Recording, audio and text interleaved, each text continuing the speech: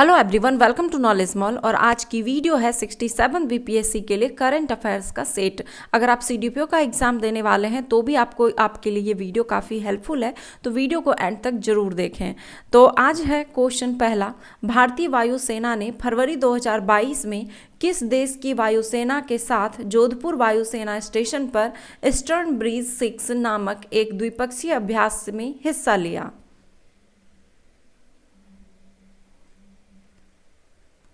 Answer है option सी, Oman के साथ। हाल ही में भारतीय वायुसेना और ओमान की रॉयल एयरफोर्स ने जोधपुर वायुसेना स्टेशन पर 5 दिवसीय द्विपक्षीय अभ्यास ईस्टर्न ब्रिज 6 प्रारंभ किया। यह अभ्यास दोनों देशों के बीच द्विपक्षीय संबंधों को मजबूत करने के अलावा परस्पर विचार विमर्श, अनुभवों का आदान प्रदान और परिचालन ज्ञान में वृद्धि करेगा। यूक्रेन के वर्तमान राष्ट्रपति कौन हैं? आंसर है इसका ऑप्शन डी, वोलोडिमीर जेलेंस्की। 11 फरवरी 2022 को चौथी क्वाड विशेष मंत्रियों की बैठक कहां संपन्न हुई? आंसर है ऑप्शन सी, मेलबर्न में। 11 फरवरी 2022 को चौथी क्वाड विदेश मंत्रियों की बैठक मेलबर्न, ऑस्ट्रेलिया में संपन्न हुई। क्वाड भारत, यूएसए, ऑस्ट्रेलिया और जापान के बीच एक औपचारिक रणनीति मंच है। क्वाड देश की पहली बैठक सितंबर 2019 में न्यूयॉर्क में हुआ था। US chamber of commerce global innovation policy centre द्वारा संकलित वार्षिक रिपोर्ट अंतर्राष्ट्रीय बौद्धिक संपदा सूचकांक 2022 में भारत किस स्थान पर है? आंसर है ऑप्शन सी, 43वां स्थान पर। अंतर्राष्ट्रीय बौद्धिक संपदा सूचकांक यूएस चैम्बर्स ऑफ कॉमर्स द्वारा संकलित एक वार्षिक रिपोर्ट है।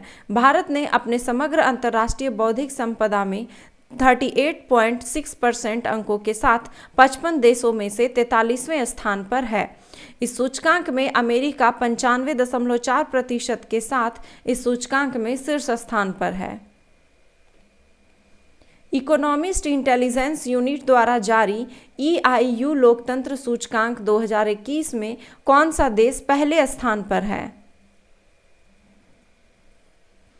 आंसर है option B, Norway. The Economist Intelligence Unit के रिपोर्ट के अनुसार 2021 के डेमोक्रेसी इंडेक्स की वैश्विक रैंकिंग में भारत 46वें स्थान पर है।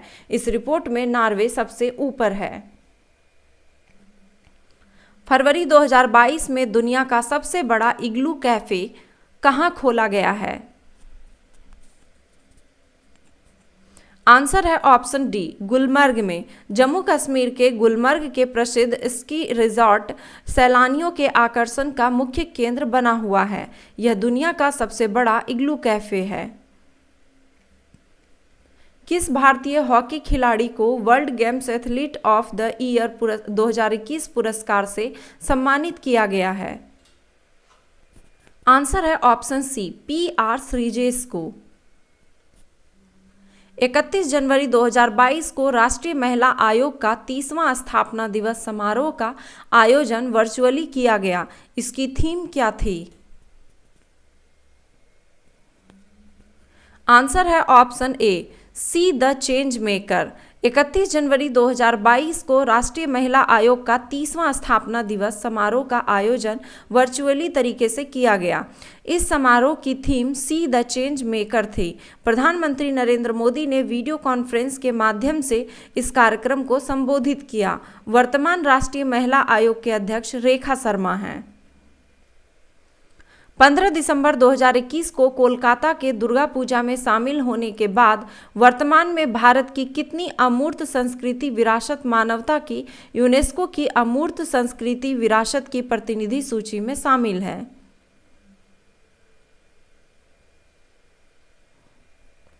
आंसर है ऑप्शन ए, 14। यूनेस्को ने कोलकाता में दुर्गा पूजा को अपनी 2021 की अमूर्त सांस्कृतिक विरासत की सूची में शामिल किया है, जिससे 331 साल पुराने शहर और पश्चिम बंगाल राज्य के सबसे बड़े धार्मिक त्योहार को अंतर्राष्ट्रीय मान्यता मिली है। दुर्गा पूजा के शामिल होने से भारत में अमूर्त सांस्कृतिक विरासत की सूची में तत्वों की संख्या बढ़कर 14 हो गई है। 9 फरवरी 2022 को नई दिल्ली में आयोजित एक समारोह में अटल टनल को आधिकारिक तौर पर वर्ल्ड बुक ऑफ रिकॉर्ड द्वारा कितने फीट से ऊपर दुनिया की सबसे लंबी राजमार्ग सुरंग के रूप में प्रमाणित किया गया? आंसर है ऑप्शन डी, 10,000 फीट से अधिक। यह सुरंग मनाली लेह राजमार्ग पर रोहतांग दर्रे से गुजरती है, जिसकी लंबाई 9.2 किलोमीटर लंबी है। इस सुरंग के कारण मनाली और लेह के बीच की दूरी में 46 किलोमीटर की कमी आई है। 28 जनवरी 2022 को मस्कट, ओमान में संपन्न महिला एशिया कप हॉकी 2022 का खिताब किसने जीता? आंसर है ऑप्शन सी, जापान ने। 21 से 28 जनवरी 2022 के मध्य महिला एशिया कप हॉकी 2022 ओमान में संपन्न हुआ। फाइनल मुकाबले में जापान ने दक्षिण कोरिया को 4-2 से हराकर यह खिताब जीता। 16 जनवरी 2022 को संपन्न बैडमिंटन प्रतियोगिता योनेक्स सनराइज इंडिया ओपन 2022 के पुरुष एकल का खिताब किसने जीता? आंसर है ऑप्शन बी, लक्ष्य Sen. Yonex sunrise India open 2022 के पुरुष एकल का खिताब लक्ष्य सेन, जो कि भारत के हैं, ने जीता तथा उपविजेता लो किन येव, जो कि सिंगापुर के हैं, वो रहे। 23 जनवरी को संपन्न बैडमिंटन प्रतियोगिता सैयद मोदी इंडिया इंटरनेशनल 2022 के महिला एकल का खिताब किसने जीता? आंसर है ऑप्शन सी, पीवी सिंधु ने। 18 से 23 जनवरी 2022 के मध्य BWF सत्र 2022 की बैडमिंटन प्रतियोगिता सैयद मोदी इंडिया इंटरनेशनल 2022 बाबू बनारसी दास इंडोर स्टेडियम, लखनऊ, उत्तर प्रदेश में संपन्न हुई। महिला एकल विजेता पीवी सिंधु, जो कि भारत की हैं, और उपविजेता मालविका बंसोड, ये भी भारत की हैं। निम्नलिखित पत्रकारों में से रैमन मैग्सेसे पुरस्कार 2021 प्राप्त करने वाला कौन है?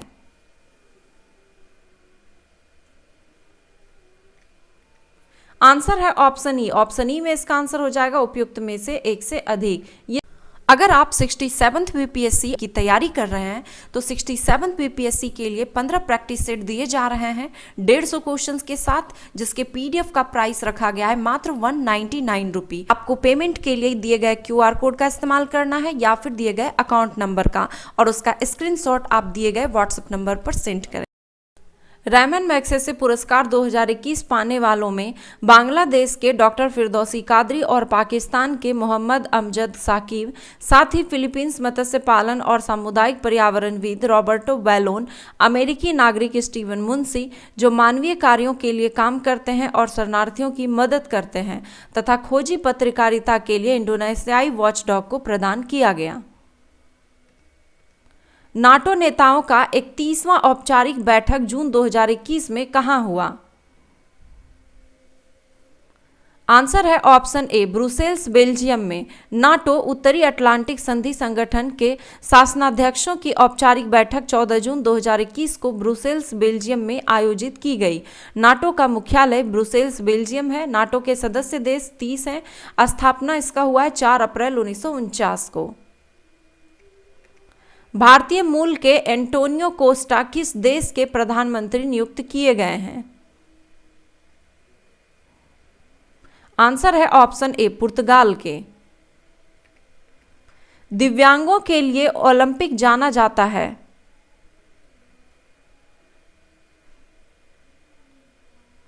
आंसर है ऑप्शन ए, एबी लिम्पिक्स। दिव्यांगों के लिए ओलंपिक खेल प्रतियोगिता को एबी लिम्पिक्स के नाम से जाना जाता है। पहले अंतर्राष्ट्रीय एबी लिम्पिक्स खेलों का आयोजन 1981 में जापान में हुआ था। हाल ही में संयुक्त राष्ट्र पर्यावरण सभा का पांचवां सत्र कहां आयोजित किया गया? आंसर है ऑप्शन ए, नैरोबी, केन्या में।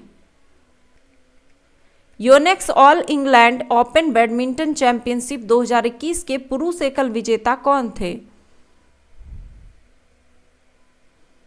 आंसर है ऑप्शन सी, लीजी जिया।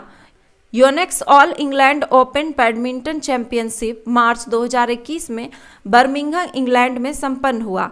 पुरुष एकल विजेता लीजी जिया तथा उपविजेता डेनमार्क के विक्टर एक्सेल्सेन रहे। 24वें शीतकालीन ओलंपिक 2022 में पदक तालिका में शीर्ष स्थान किस देश का रहा?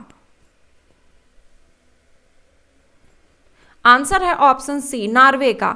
24वें शीतकालीन ओलंपिक 2022 में पदक तालिका में शीर्ष स्थान नॉर्वे का रहा, जिसने 16 स्वर्ण, 8 रजत तथा 13 कांस्य पदक के साथ शीर्ष स्थान पर रहा। बीजिंग में संपन्न 24वें शीतकालीन ओलंपिक 2022 का शुभंकर था। आंसर है option B, Bing Dwen Dwen. 24वें शीतकालीन ओलंपिक में एक प्लेफुल पांडा जिसे बिंग ड्वेन ड्वेन नाम दिया गया था, बीजिंग शीतकालीन ओलंपिक खेलों का शुभंकर था।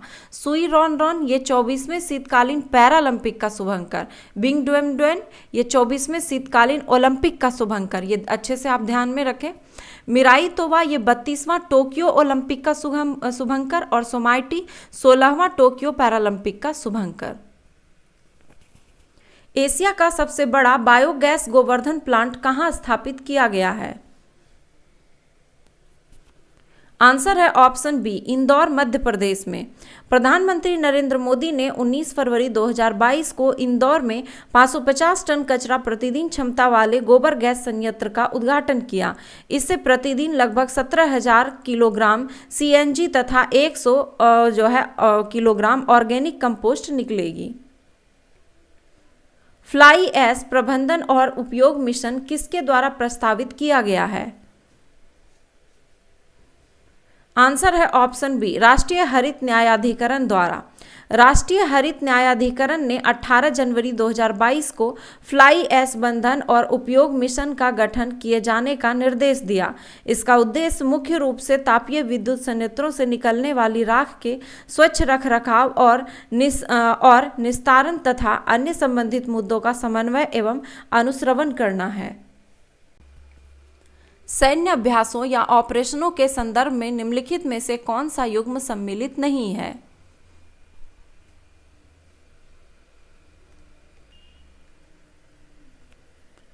आंसर है इसका ऑप्शन सी, चिरू 2022 ये भारतीय थल सेना से संबंधित है।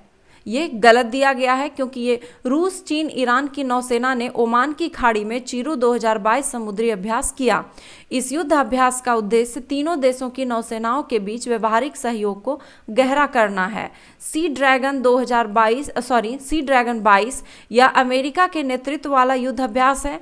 इसमें शामिल होने वाला देश भारत, ऑस्ट्रेलिया, कनाडा, दक्षिण कोरिया तथा जापान है। वर्ष 2021 में भारत का सबसे बड़ा व्यापार का साझेदार कौन सा देश था?